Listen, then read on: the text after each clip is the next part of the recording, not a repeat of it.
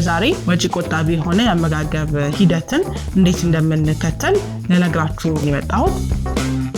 አብዛኞቻችሁ የሰማችሁት ነገር ግን ላተገብሩት ስለምትችሉት ግን በጣም ህይወትን ሊያድን ስለሚችል ቅድመ ምርመራ ነግራችኋለሁ። ለዛሬ ጭንቀትን ሊያስወግዱ የሚችሉባቸው መንገዶች ነግራችኋለሁ። ጤና ይስጥልኝ፣ ዶክተር አናሊያት ነኝ። እንደምን አላችሁ? በፌስቡክ ገጼ ከዚህ በፊት እንደምታውቁት በጽሁፍ የጤና ምክሮችን ሳካፍላችሁ ቆይቻለሁ።